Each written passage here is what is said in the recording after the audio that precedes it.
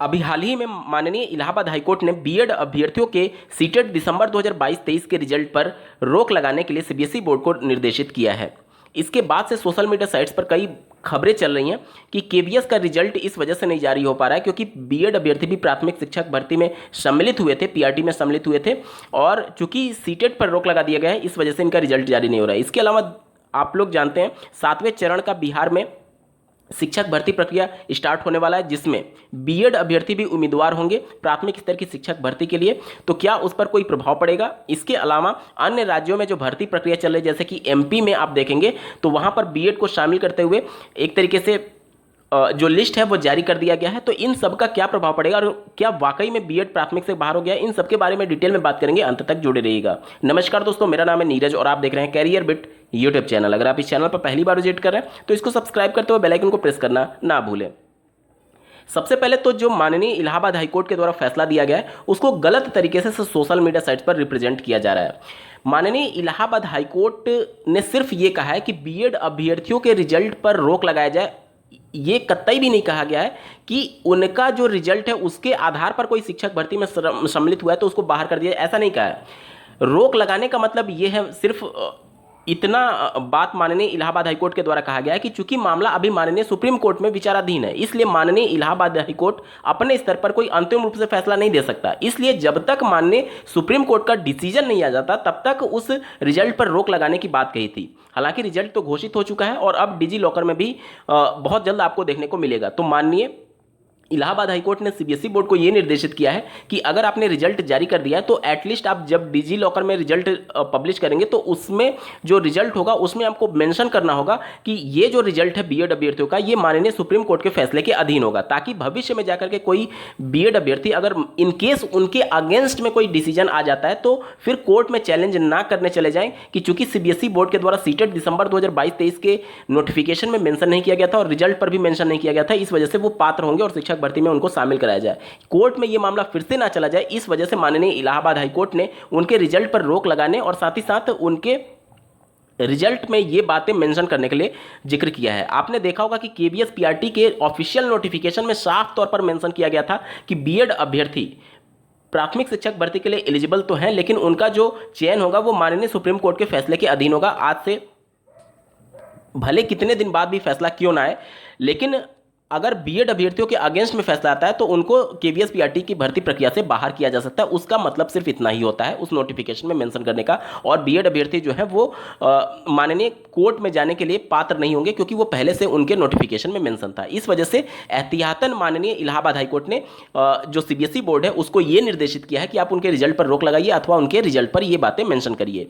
कहीं भी जो भर्ती प्रक्रिया चल रही है, चाहे आप एमपी की बात कर लें या फिर बिहार में 7वें चरण की भर्ती प्रक्रिया शुरू होने जा रही है, ऐसा नहीं है कि उनको बीएड को बाहर कर दिया जाएगा। बिल्कुल बाहर नहीं होंगे। क्यों नहीं होंगे? क्योंकि मामला जब माननीय सुप्रीम कोर्ट में विचाराधीन है और पहले ही फैसला सुरक्षित कर लिया गया है तो कोई भी हाई कोर्ट उस पर डिसीजन नहीं देगी, क्योंकि उससे उच्च कोर्ट में मामला पहले ही चल रहा है और फैसला रिजर्व किया गया है, जो कि अब आना प्रस्तावित है। लगभग 3 महीने का वक्त होने जा रहा है। 12 अप्रैल 2023 को 3 महीने का वक्त हो जाएगा।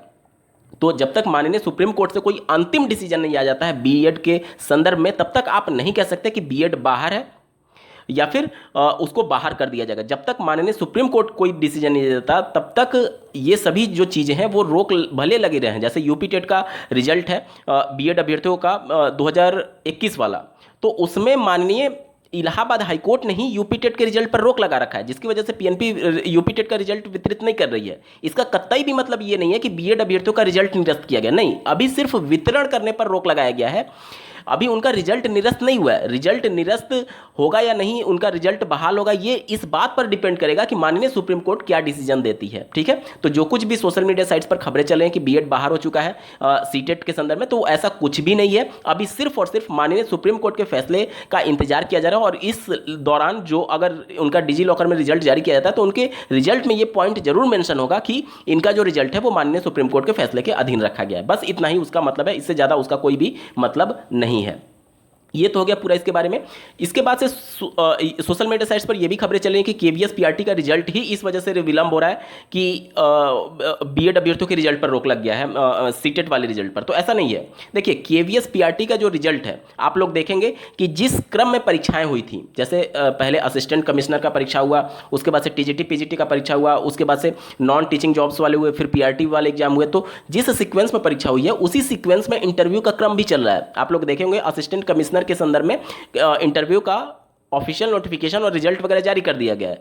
तो जैसे जैसे परीक्षाएं हुई हैं उसी क्रम में इंटरव्यू के संदर्भ में और रिजल्ट भी जारी किया जाएगा। ये इस बात पर प्रभाव ही नहीं डाला है कि माननीय इलाहाबाद हाईकोर्ट ने सीटेट का रिजल्ट पर रोक लगाई है, इस वजह से केवीएस पीआरटी का रिजल्ट विलंबित हो रहा है। नहीं, ऐसा नहीं है। ये पहले से ही प्री शेड्यूल्ड है कि जिस क्रम में परीक्षाएं हुई हैं उसी क्रम में रिजल्ट भी जारी होगा, ठीक है, और उसी क्रम में इंटरव्यू भी लिया जाएगा। तो सीटेट के फैसले का इस केवीएस पीआरटी के रिजल्ट पर कोई भी प्रभाव नहीं है, क्योंकि केवीएस ने पहले ही अपने नोटिफिकेशन में मेंशन कर दिया है कि इनका जो रिजल्ट होगा वो माननीय सुप्रीम कोर्ट के फैसले के अधीन है। तो माननीय इलाहाबाद ने जो कहा है वो तो पहले ही केवीएस पीआरटी फॉलो कर रही है, तो उस पर रिजल्ट को लेकर के कोई दबाव नहीं है कि रिजल्ट रोका जाए या फिर ना रोका जाए, ठीक है। ये सब कुछ प्री शेड्यूल है कि जिस क्रम में परीक्षाएं हुई थी उसी क्रम में रिजल्ट भी जारी होगा और उसी क्रम में इंटरव्यू भी चलेंगे। तो इसको लेकर के कंफ्यूज मत रहिए, केवीएस पीआरटी पर किसी भी प्रकार का रोक नहीं है बीएड अभ्यर्थियों के रिजल्ट पर। ये क्लियर हो गया। इसके अलावा जो 69,000 सहायक अध्यापकों की भर्ती में बीएड अभ्यर्थी चयनित है, जिनको सर्विस करते हुए 2-2.5 साल का समय हो चुका है, उसको भी लेकर के सोशल मीडिया साइट्स पर ये खबरें चल रही हैं कि इनको भी चैलेंज किया जाए माननीय कोर्ट में कि एनसीटी की गाइडलाइन के अनुसार इनको 2 साल के अंदर 6 माह का ब्रिज कोर्स करना था और 2 साल से ज़्यादा का समय हो चुका है, तो इनको चैलेंज करके इनको बाहर किया जाए। क्या ऐसा पॉसिबल है? नहीं, ऐसा कुछ भी नहीं होगा। अगर आप कोर्ट जाएंगे तो उल्टा आपके ऊपर ही पेनाल्टी लग सकता है, क्योंकि मैं आपको क्लियर बताना चाहूंगा कि ये मामला पहले ही कोर्ट जा चुका है। जो बीएड अभ्यर्थी चयनित हुए थे 69,000 सहायक अध्यापकों की भर्ती में, वो पहले ही कोर्ट जा चुके थे कि कहीं 2 साल के अंदर जो 6 महीने वाला बाउंडेशन है, जो कि एनसीटी के 28 जून 2018 के गजट में मेंशन किया गया था, इसकी वजह से भविष्य में उनको कोई प्रॉब्लम तो नहीं हो जाएगी, क्योंकि उत्तर प्रदेश राज्य सरकार अभी 6 माह के ब्रिज कोर्स को लेकर के कोई भी अपडेट नहीं दे रही थी।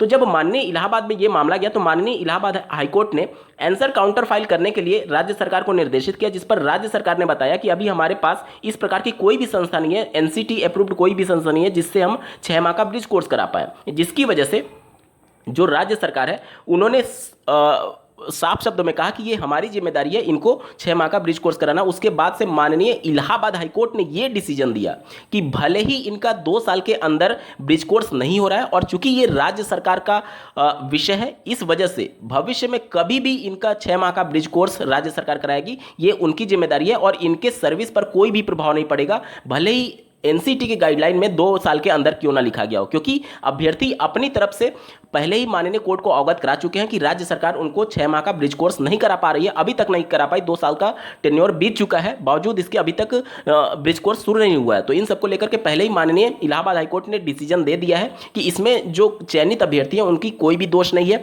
ये राज्य सरकार का विषय था और राज्य सरकार ने 2 साल के अंदर उनको 6 माह का ब्रिज कोर्स नहीं करा पाया, तो ये उनकी जिम्मेदारी है कि वो कब और कैसे इनको 6 माह का ब्रिज कोर्स कराते हैं। तो ये कोई भी एक तरीके से उनके लिए खतरा नहीं है। जो बीएड अभ्यर्थी चयनित है उनकी जॉब बिल्कुल सेफ है। और एक और अभ्यर्थियों के मन में प्रश्न आता है कि मान लीजिए इन केस बीएड अभ्यर्थियों के अगेंस्ट में माननीय सुप्रीम कोर्ट फैसला दे देती है, मान लीजिए 1% मान लिया जाए कि उनके अगेंस्ट में अगर फैसला आ जाता है, तो क्या 69,000 से चयनित अभ्यर्थी बाहर हो जाएंगे?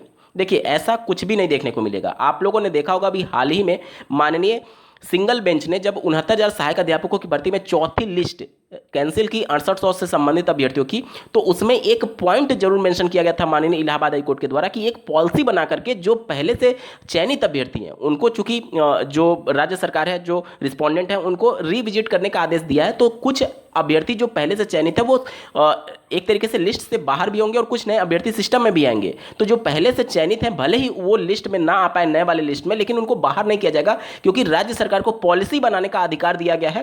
एक तरीके से उनको निर्देशित किया गया है कि आप पॉलिसी बना करके इनको सिस्टम में रखेंगे, भले ही वो आने वाली लिस्ट में रहें अथवा नहीं रहें। तो हो सकता है कि अगर इनकेस 1% भी अगर माननीय सुप्रीम कोर्ट बीएड के अगेंस्ट में फैसला दे देती है, तो राज्य सरकार को यह निर्देशित जरूर करेगी कि चूंकि 2-2.5 साल से ये सर्विस में हैं, तो इनके लिए पॉलिसी बना करके इनको सिस्टम में रखा जाए और भविष्य में इस प्रकार की अगर कोई फैसला दिया जाता है तो उस पर लागू हो सकता है।